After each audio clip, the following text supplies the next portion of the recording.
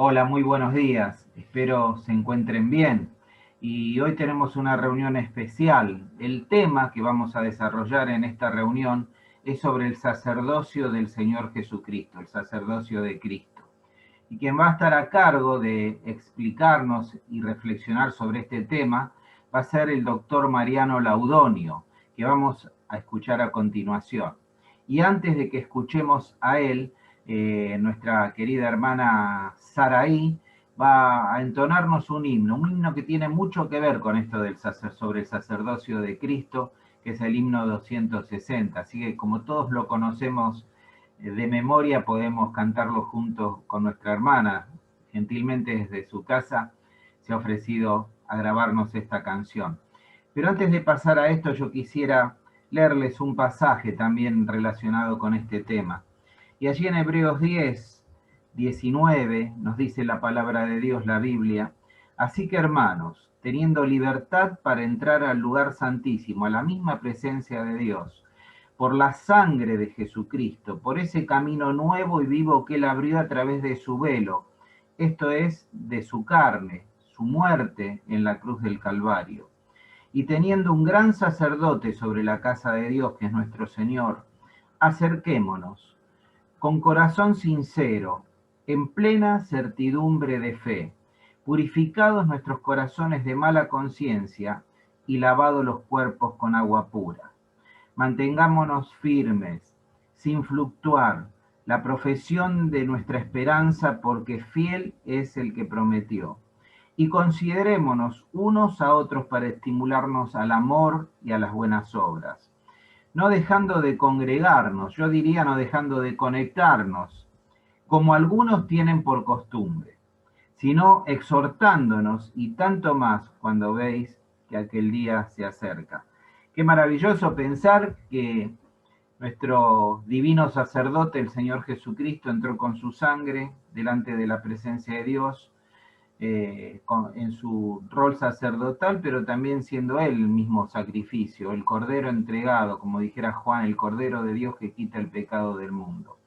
Y gracias a su obra salvífica, su muerte en la cruz del Calvario, Él nos abrió este camino que nos permite, aun a pesar de las circunstancias tan adversas que vamos enfrentando, toda esta incertidumbre que nos rodea, a veces nos angustia, nos da temores, el Señor nos invita a poder acercarnos con toda confianza, directamente a través de su obra maravillosa en la cruz, de la persona del Señor Jesucristo, al trono de la gracia de Dios. Conectarnos directamente con el mismo Dios, sin ningún otro intermediario. ¿Para qué? Para encontrar el oportuno socorro, la oportuna ayuda. Por eso, si hay algo que te preocupa, que te aflige, yo te invito en este día que te acerques a Dios, que te acerques a través de la persona de Jesucristo, abras tu corazón y el Señor dice que va a darte la respuesta. El Señor va a solucionar y a resolver esos problemas que tanto te afligen, porque Él es todopoderoso, es omnisciente, sabe todo, conoce todas las cosas y conoce hasta lo profundo de cada uno de nosotros.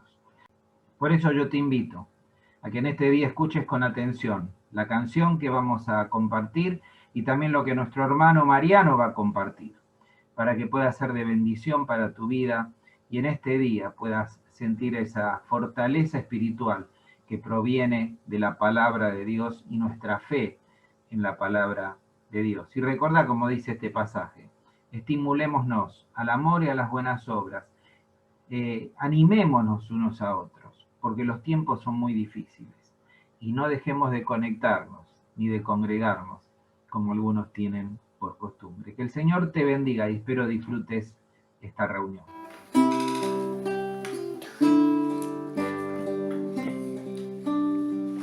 Jesús murió, su sangre abrió la entrada dentro del velo celestial lugar, en donde el alma ya purificada, cerca del Padre pudiese llegar. Por Cristo entrar, allí tememos, su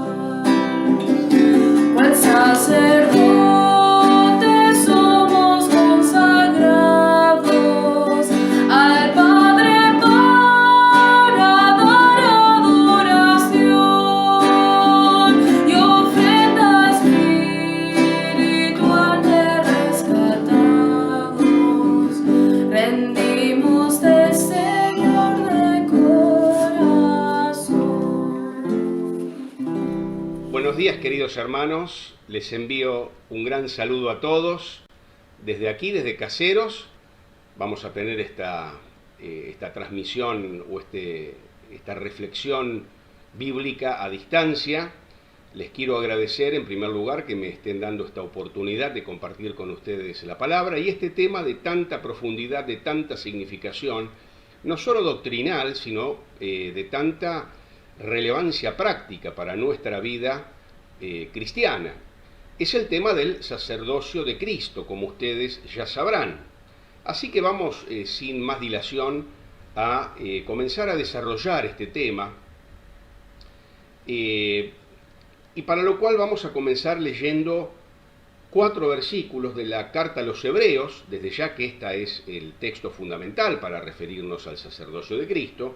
En el capítulo 5, versículo 1 dice: porque todo sumo sacerdote, tomado de entre los hombres, es constituido a favor de los hombres en lo que a Dios se refiere, para que presente ofrendas y sacrificios por los pecados, para que se muestre paciente con los ignorantes y extraviados, puesto que él también está rodeado de debilidad.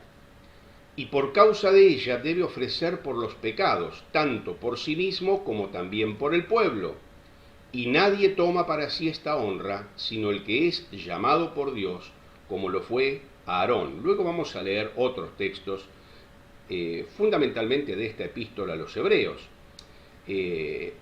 Para comenzar con una comparación importante, digamos que si el profeta hablaba a los hombres de Dios, el sacerdote le habla a Dios de los hombres. Podríamos comenzar a definir de esta manera, de lo más sencilla y llana, la función del sacerdote. Claro, cuando hablamos del sacerdocio de Cristo, y aquí hemos mencionado a Aarón, claramente el Señor Jesucristo, al pertenecer a la tribu de Judá, estaba descalificado para el sacerdocio. Por eso Dios hizo arreglos, Dios previó otro orden de sacerdotes antes de su venida, en orden que es el orden de Melquisedec. Cristo es un sacerdote del orden de Melquisedec. Lamentablemente no vamos a tener tiempo de profundizar en esto del sacerdocio del orden de Melquisedec. Baste mencionar los siguientes aspectos. Es un sacerdocio real, cosa que no se conocía en el sacerdocio arónico, que se una en la misma persona la función de sacerdote y de rey. Es un sacerdocio que no está relacionado con la ascendencia. Ustedes podrán ver que las escrituras no dejan ninguna constancia ni ningún registro de la ascendencia de Melquisedec. Pero también es un sacerdocio que no está limitado por el tiempo. Dice que es sacerdocio para siempre. Y además es un sacerdocio superior al sacerdocio de Aarón, un sacerdote Melquisedec al cual Abraham le dio los diezmos, lo cual implica este ofrecimiento de diezmos que se ofrecen a alguien a quien se considera superior. Y Aarón, al ser descendiente de Abraham, dice la Escritura, entregó también los diezmos a Melquisedec. Jesucristo entonces es el verdadero sacerdote. Si ustedes quieren estudiar esto en profundidad, y veo que lo están haciendo porque he tenido ocasión de observar el programa de reuniones de la iglesia, el libro de Hebreos es el libro base, podríamos llamarle el quinto evangelio, porque mientras que los 4 primeros evangelios relatan la vida del Señor aquí en la tierra, el libro de Hebreos nos enseña y nos relata lo que está haciendo hoy Cristo en el cielo. Muchos autores le llaman el quinto evangelio.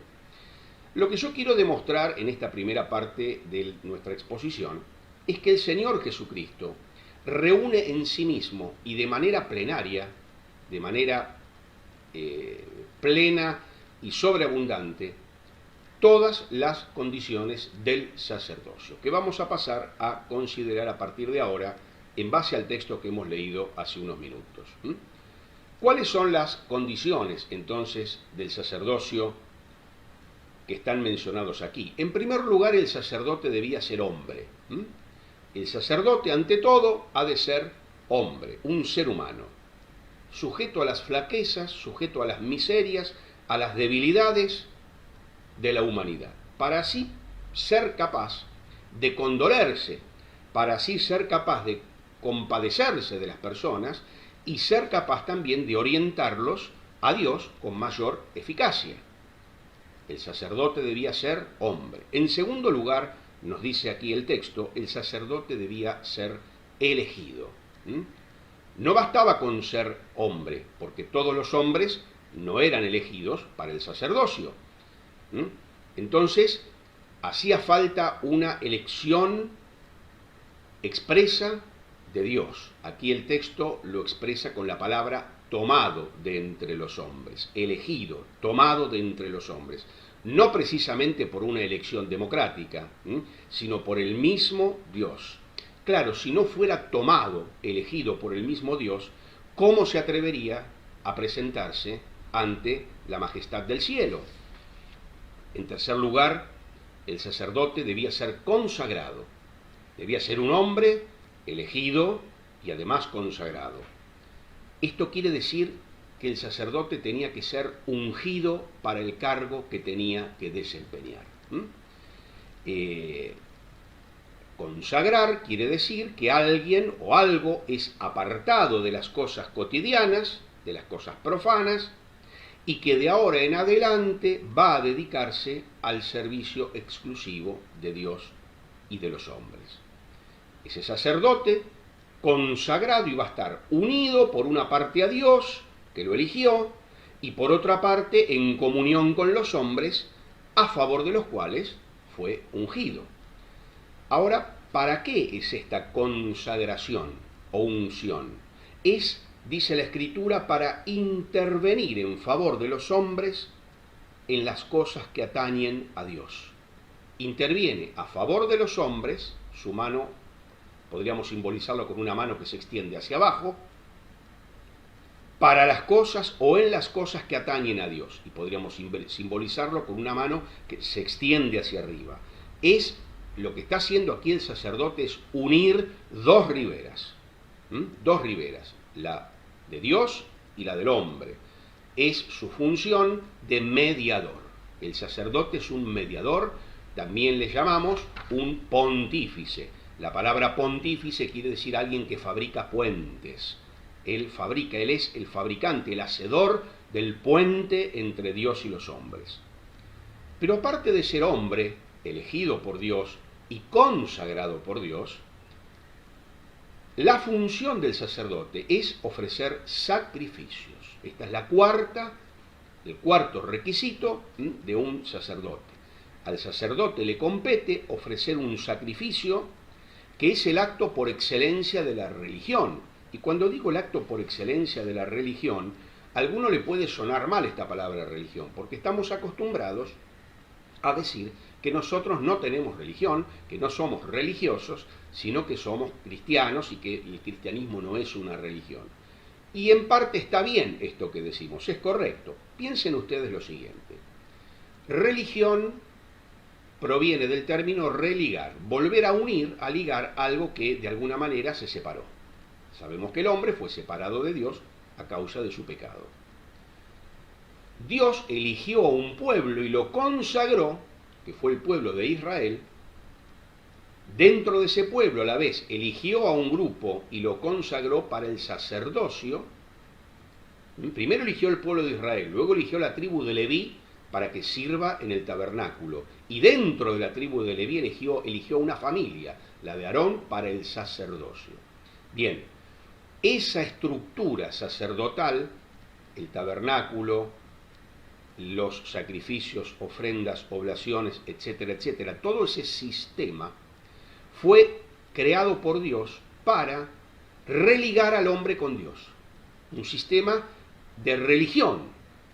Por eso decimos que la única religión genuina y verdadera era la religión judía, donde Dios mismo había establecido los medios, que eran el tabernáculo, luego el templo y los sacrificios, para religarse con Dios. Hoy en día nosotros decimos que si bien no somos religiosos, nosotros afirmamos que tenemos una religión. ¿Y quién es nuestra religión? Nuestra religión es Cristo, porque es Él el que nos religa con Dios. Entonces, cuando nosotros ante el mundo, antes que decir que no tenemos religión, digamos que nuestra religión es la persona de Cristo, y ahí tenemos ocasión de explicar por qué, y predicamos el Evangelio, aprovechamos a predicar el Evangelio.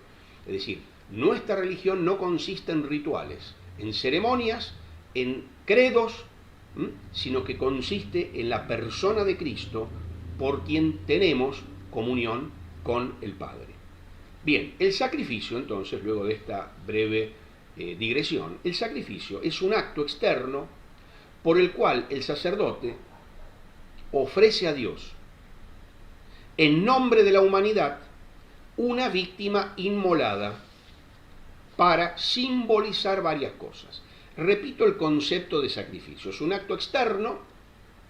Luego vamos a ver que el sacrificio que Dios nos demanda a nosotros es un acto interno, que se manifiesta en lo exterior. Pero por ahora estamos hablando de los sacrificios y del sacerdocio del Antiguo Testamento.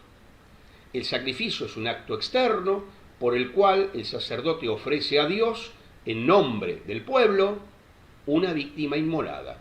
Con esto está simbolizando varias cosas. Primero, el reconocimiento de que Dios es supremo y que merece glorificación y reconocimiento. Siempre que en el Antiguo Testamento vemos escrito holocausto, en otras traducciones aparece ofrenda quemada, esas no son por el pecado, esos son sacrificios en reconocimiento a Dios. Por eso dicen que suben como olor fragante. Quiere decir que con esos sacrificios el ser humano está demostrando su adoración a Dios, su reconocimiento a Dios. Aunque no haya ningún pecado que expiar, no importa, Dios merece ser glorificado y reconocido. El primer, entonces, objetivo de un sacrificio es simbolizar el reconocimiento de la criatura ante el Creador. Luego, el deseo de reparar una ofensa también simboliza el deseo de darle gracias a Dios por algún beneficio recibido y también solicitarle a Dios las gracias, las mercedes que el hombre necesita. Y ahí tenemos todos los sacrificios del Antiguo Testamento, que eran holocausto, u ofrenda quemada, libación, ofrenda vegetal, tenemos los sacrificios que se denominan por el pecado y las ofrendas de paz. Distintos tipos de sacrificios que no es ahora el momento de explicarlo, pero los animo a que lo estudien porque es algo precioso para nuestra enseñanza. Recapitulando, las condiciones del sacerdocio. Tenía que ser hombre, elegido, es como que Dios dice, lo elijo, pero además consagrado. Consagrado es como que Dios dice, ¿para qué lo eligió? Una cosa es elegir a alguien, ahora el tema es ¿para qué lo eligió? Y el sacerdote está consagrado, el para qué del sacerdote, ¿cuál es? Ofrecer un sacrificio. Siendo así mediador y siendo así pontífice. Entonces, 4 características o condiciones del sacerdocio. Vamos a ver ahora nosotros cómo estas 4 condiciones se cumplen en Cristo, nuestro sumo sacerdote. Cristo realiza en sí mismo, Cristo realiza en su persona todos los requisitos del sacerdocio de manera eminente, de manera plena. Esto quiere decir que no hay nadie que desempeñe estas funciones mejor que Cristo. Eso quiere decir que las ejerce de manera plena y eminente. En primer lugar, tenemos que Cristo es verdadero hombre. Cristo es un verdadero hombre. En cuanto Hijo eterno de Dios, el Verbo de Dios, Él no podía ser sacerdote. Por eso Él debió hacerse hombre. Desde el momento en que se encarnó, ya nada le impedía ser sacerdote, porque ya era uno de los nuestros. Y Él fue uno de los nuestros, es uno de los nuestros, sin perder su divinidad. Enorme misterio, enorme, hondo misterio, dice un himno, el inmortal hacerse hombre y sucumbir. Pero en ese hacerse hombre, Él no abandonó su divinidad. Por eso también cantamos en otro himno que nos maravillamos porque divinidad y humanidad están en la persona de Cristo. Él necesitó asumir nuestra humanidad para poder humillarse, para poder anonadarse, para poder asumir nuestras limitaciones, nuestras debilidades, para poder compadecerse de nuestros pecados, pero no fue como cualquier ser humano, porque dice Hebreos 4:15 que fue sin pecado, por lo cual fue un hombre, pero un hombre perfecto. Un hombre perfecto. Entonces, como hombre perfecto, a él le correspondía, por derecho propio, ser el representante de la humanidad. A él le correspondía por derecho propio, porque al ser el hombre perfecto, el segundo Adán, el hombre por excelencia, el hijo del hombre, a él le correspondía por derecho propio ser el representante ante Dios de todos los hombres. Ahora, aunque a él le correspondía por derecho propio ser el representante de Dios, aún teniendo ese derecho, él quiso ser elegido, llamado especialmente por el Padre.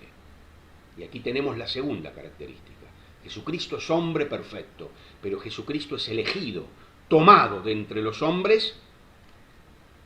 Y dice Hebreos 5, 4 al 6, ninguno se arroga para sí este honor, sino el que es llamado por Dios, como fue Aarón. Entonces, Cristo es sacerdote porque, por dos cosas hasta ahora vemos, porque asumió una humanidad perfecta, pero además por libre elección de Dios. Dios lo eligió. En tercer lugar, Cristo fue consagrado para ser mediador, fue ungido. La palabra Cristo o Mesías significa el ungido, el consagrado por Dios para ser mediador. Según los autores antiguos, que estuve leyendo algunos de ellos, es interesante ver cómo la unción santa que consagró la humanidad de Jesús fue nada menos que el Verbo de Dios. Esto es un tema para profundizar, solamente se los presento así, superficialmente. El cuerpo de Cristo, el cuerpo de Cristo fue concebido en el seno de María. Y el Verbo de Dios, la divinidad del Verbo, asumió ese cuerpo. El Verbo de Dios asumió ese cuerpo y en ese mismo instante fue ordenado sacerdote. Cristo fue ordenado sacerdote en el mismo instante de la encarnación, cuando el Verbo de Dios asumió un cuerpo. Y en ese momento fue la consagración. Jesucristo ordenado sacerdote en el momento mismo de la encarnación. Y esa unción es en orden a su labor de mediador, glorificar a Dios y salvar a los hombres. Es importante esta consideración, porque ¿cuál fue el objetivo fundamental por el cual Dios eligió y consagró a Jesucristo como nuestro sumo sacerdote? Lo primero que nos sale decir es para salvarnos. Lo primero que nos sale decir. Si alguien le pregunta a cualquier creyente en general, ¿para qué vino Cristo aquí a morir y resucitar? Lo primero que surge en general es decir, para salvarme. Y es cierto, no vamos a decir que no es cierto, pero nos olvidamos de lo principal. Jesucristo vino, en primer lugar, para glorificar al Padre. Piensen que el Padre fue ofendido de una manera infinita por nuestros pecados, porque Dios merece una gloria infinita, y nuestros pecados le causaron una ofensa infinita.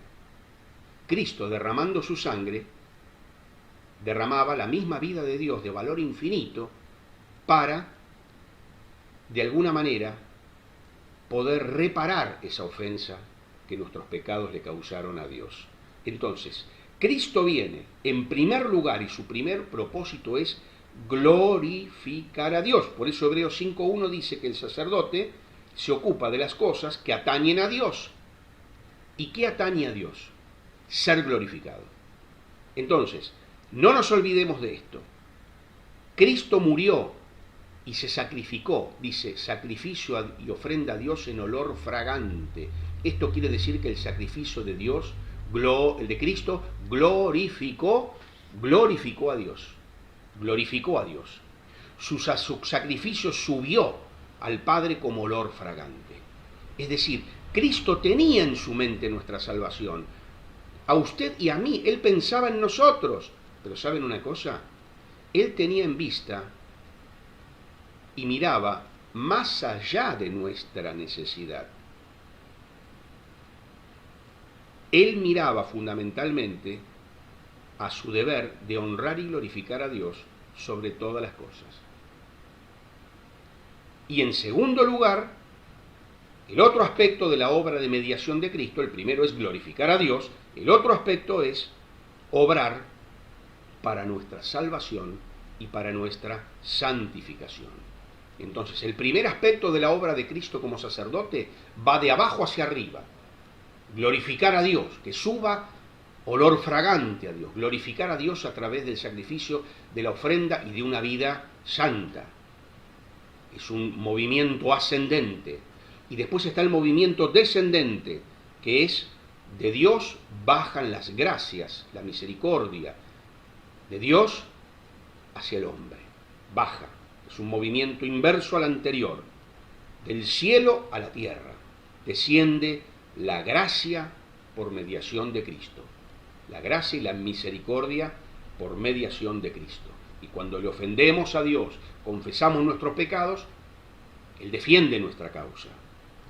Y aun cuando no hemos cometido ningún pecado específico, aún así no podemos olvidar que necesitamos del auxilio de Cristo. ¿Para qué? Para perseverar y para adelantar en la fe. Siempre le necesitamos a Él.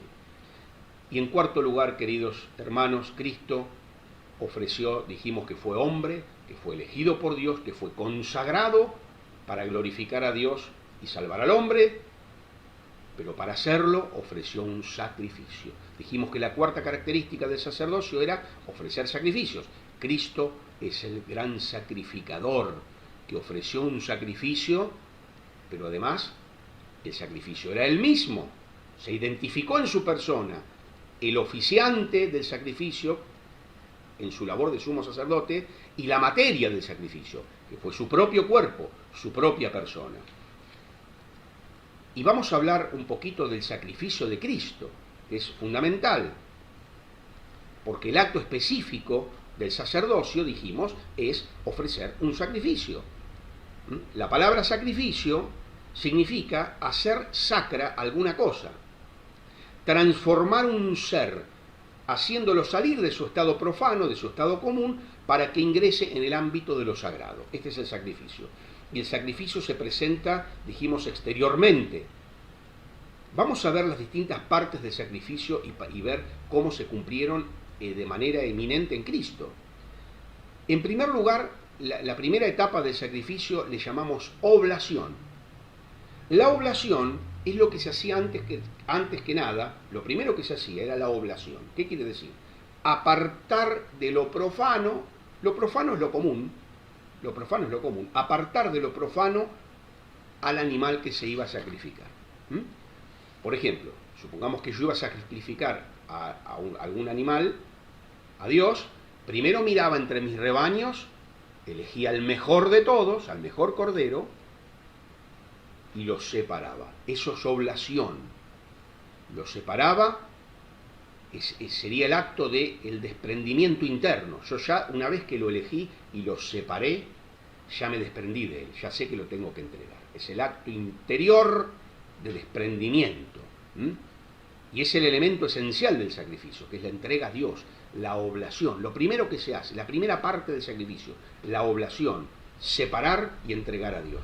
Pero después viene la inmolación, porque yo podría separar un cordero, presentarlo, una vez que termino la ceremonia, lo agarro de nuevo y me lo llevo. Yo podría, que sería algo provisorio, algo efímero, pero la inmolación supone una muerte, y la muerte implica renuncia, desprenderse de algo de manera definitiva. Por eso que el sacrificio, aparte de la entrega, de la separación, que es la oblación, requiere de la inmolación, que es el acto de desapropiarse de algo, pero definitivamente. No puedo consagrarme o, por así decir, dedicarme a Dios y unirme a Él si no muero previamente a mí mismo. La Escritura dice que tenemos que morir a nosotros mismos y entregarnos plenamente a la nueva vida en Cristo. Ahora, no podemos hacerlo de una manera provisoria, por un ratito, por un tiempo, hasta que después vuelvo a mi vieja vida. La inmolación implica renunciar a nuestra tendencia innata a la autonomía, renunciar a nuestra tendencia a ser dueño de nosotros mismos y de nuestras cosas, y reconocer que el dueño es Dios. Por eso yo me entrego, pero de manera definitiva. Recordemos que inmolación supone una muerte y supone un desapropiarse de algo, pero de manera definitiva. Y luego viene, como tercera etapa del sacrificio, oblación, inmolación y ahora la consagración, que es el signo por el cual Dios manifiesta que aceptó el sacrificio. Dios manifiesta a través de la consagración que el sacrificio le resultó grato. Por ejemplo, en 1 de Reyes 18, 20 al 40, Dios envía fuego del cielo para consumir la víctima de Elías, y con eso demuestra que él aceptaba ese sacrificio. La consagración entonces es una manifestación de parte de Dios, una manifestación externa que muestra que el sacrificio fue aceptado y de olor grato. Y por último, la comunión, porque el fin último del sacrificio es entrar en comunión con Dios. Ese es el fin último. El fiel que ofrece el sacrificio quiere estar en comunión con Dios, en unión con Dios, una unión interior. Pero con frecuencia en los sacrificios del Antiguo Testamento esta unión se expresaba exteriormente, porque había ciertas ofrendas, como las ofrendas de paz, por ejemplo, que una vez ofrecidas, el mismo oferente participaba y comía esa ofrenda junto con sus allegados, con sus amigos, para representar la comunión con Dios. Las ofrendas de paz era para agradecerle a Dios que podíamos tener paz y comunión con Él. Y en agradecimiento a eso se ofrecía una ofrenda de paz. Y entonces se acostumbraba a participar, recibiendo parte de esa oblación inmolada, se ingería, se recibía. Repito que esto simbolizaba la comunión con Dios. Y por último, queridos hermanos, vamos a explicar y reflexionar cómo se cumplen en Cristo todas estas partes del sacrificio, cómo se cumplen eminentemente en el sacrificio de Cristo. Recordemos que todos los sacrificios, aún los pedidos por la ley natural, porque aún religiones que no son bíblicas ni judías practicaban sacrificios, como que es algo parte de la ley natural, y los sacrificios del Antiguo Testamento, todos son figuras y símbolos preparativos del sacrificio definitivo y perfecto que habría de ofrecer el Señor Jesucristo. Entonces, el sacrificio de Cristo tiene un valor infinito y definitivo. Vamos a explicar entonces cómo se cumple en Cristo cada una de estas partes. La oblación de Cristo. La oblación de Cristo. Cristo inició su ofrecimiento al Padre en el instante mismo de la encarnación. Cuando el Hijo de Dios, el Verbo eterno de Dios, asume un cuerpo concreto, un cuerpo humano, en ese mismo momento lo hizo, asumió ese cuerpo para presentarse ante el Padre como ofrenda sacrificial.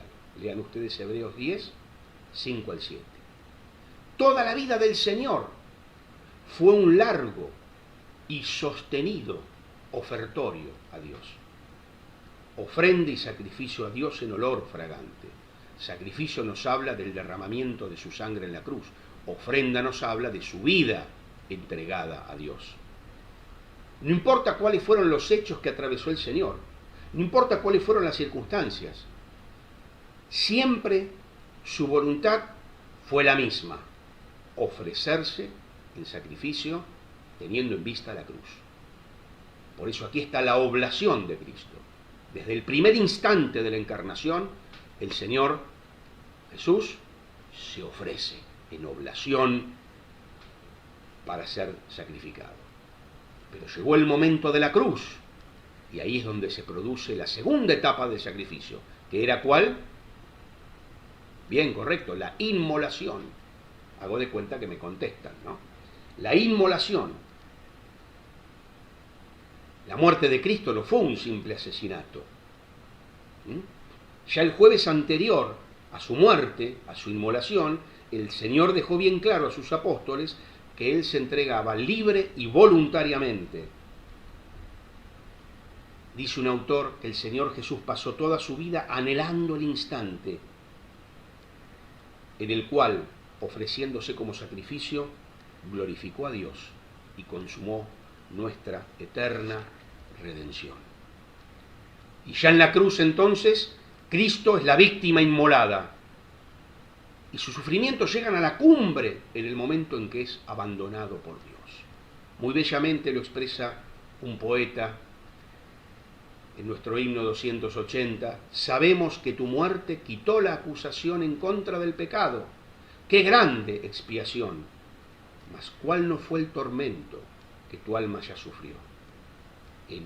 Cuando el divino rostro de ti Dios apartó. Ese fue el momento supremo del sufrimiento, cuando Dios apartó el rostro de Cristo. Y por último, la consagración de Cristo. Dios demostró, por anteúltimo, no es el último, Dios demostró de manera contundente que aceptó el sacrificio de Cristo. ¿Y cómo lo expresó? Resucitándole de los muertos. Dios resucitó a su Hijo, como ese fuego que bajaba del cielo y consumía la ofrenda, demostrando que Dios la aceptaba.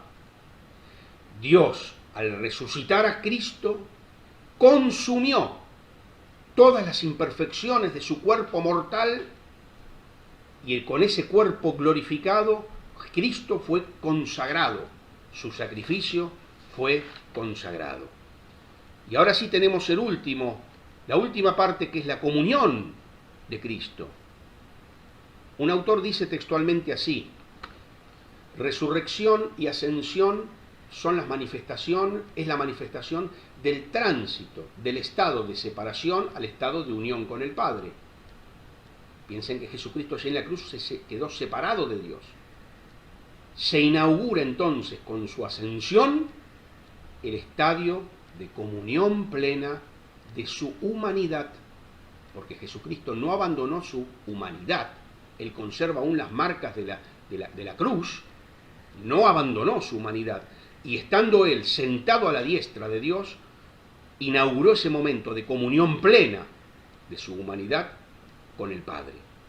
Él está sentado a la diestra de Dios por toda una eternidad, y está allí ejerciendo ese sacerdocio glorificado, está allí como sacerdote, y nosotros estamos sentados allí con Él, y gracias a Él tenemos también nosotros comunión con el Padre.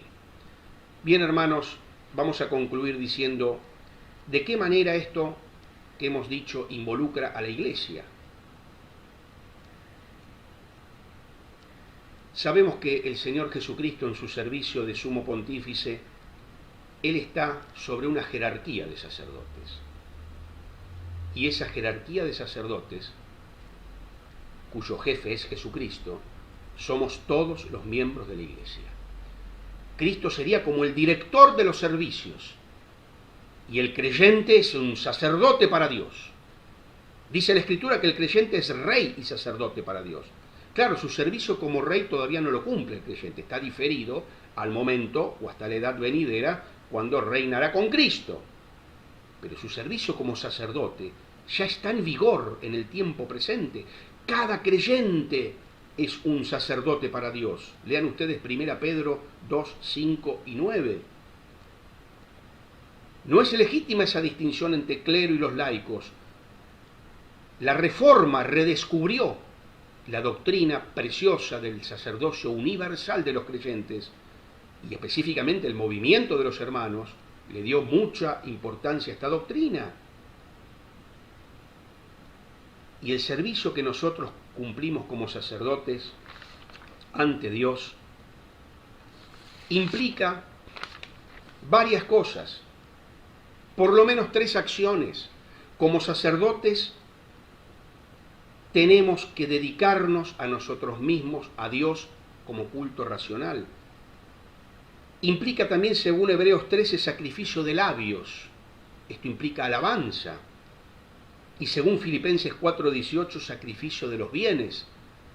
Nuestra función sacerdotal implica dedicarnos a nosotros mismos. Implica que nuestros labios le alaben e implica que todos nuestros bienes y todo lo que poseemos estén entregados a Él como sacrificio. Pero también implica un sacrificio, una función de adoración. Recordemos que había 2 prohibiciones en el Antiguo Testamento. No podía ofrecerse incienso extraño, que esto nos habla de pura formalidad en el servicio a Dios, pero tampoco se permitía fuego extraño. Los estudiosos del texto dicen que simboliza la sustitución de la adoración genuina, racional a Dios, y con un correlato en una vida de santidad, sustituir esto por una pura manifestación emocional y carnal. Esto es fuego extraño. Y ahora sí terminamos considerando que, aparte de nuestra función sacerdotal, aparte de incluir el sacrificio y la adoración, implica e incluye nuestro servicio de intercesión. Así como el profeta, dijimos al principio, es un representante de Dios enviado al pueblo, el sacerdote es un representante del pueblo que se comunica con Dios. Y nosotros, teniendo un acceso sin obstáculos ante el trono de la gracia, tenemos el privilegio, que no usamos tanto como debiéramos, de este ministerio de intercesión. Orar e interceder por las almas que se pierden. Orar e interceder por los creyentes, por nuestros hermanos, por su vida espiritual, por sus necesidades, para que el Señor los mantenga firmes en la fe. Somos conscientes, queridos hermanos, que al estar en Cristo estamos asociados íntimamente a todas las actividades que Cristo está desarrollando: servicio, sacrificio e intercesión. Conclusión: nos es concedido a los miembros de su cuerpo el ser sus instrumentos y participar de su función sacerdotal. Tomemos esto como un gran privilegio y como una gran responsabilidad. Que el Señor nos bendiga y nos permita aplicar esto a nuestras vidas. A Cristo corona, divino Salvador.